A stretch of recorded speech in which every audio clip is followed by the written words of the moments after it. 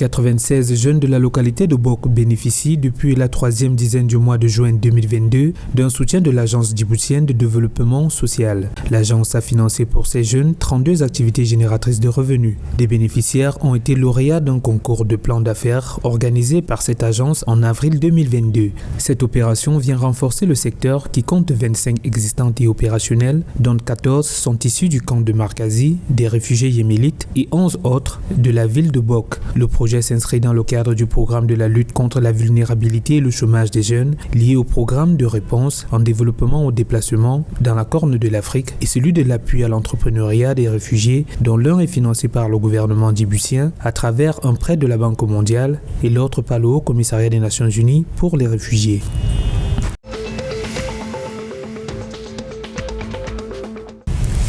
La Nairobi City Water and Sewerage Company a demandé une révision à la hausse des tarifs d'accès à l'eau afin de pouvoir recouvrer ses coûts, payer ses dettes et moderniser ses infrastructures. La filiale du comté de Nairobi a demandé l'approbation du régulateur pour remonter les tarifs de l'eau de 20,44% à 39,57% en fonction des niveaux de consommation mensuels.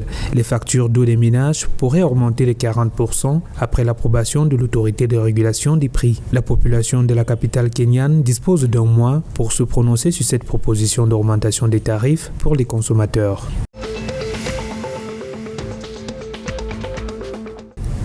L'économie éthiopienne a engrangé plus de 10 milliards de dollars grâce à l'exportation des biens et services au cours de l'année budgétaire qui vient de s'achever.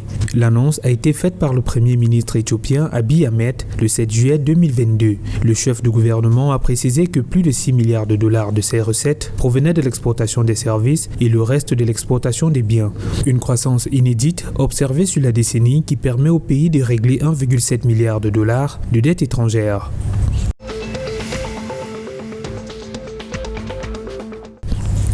Le niveau des importations du Malawi inquiète. Le président du comité des ministres du commerce de la communauté de développement de l'Afrique australe, Mark Katsonga Firi, a déclaré le 8 juillet 2022 lors de la 33e réunion du comité des ministres du commerce de la SADC que le Malawi serait en danger s'il ne réduisait pas ses importations.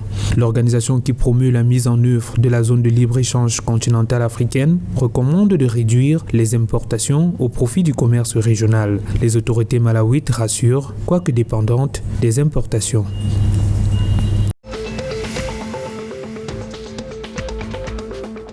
Simba Gas, une société tanzanienne spécialisée dans l'extraction du dioxyde de carbone naturel, vise une part de marché mondial du produit actuellement évaluée à 10,36 milliards de dollars. L'information a été rendue publique samedi 9 juillet 2022 lors de la réception de l'école des mines et des géosciences de l'université de Dar es Salaam. Si la demande mondiale du produit s'élève à environ 1060 tonnes par semaine, le pays accuse un déficit de 360 tonnes par semaine.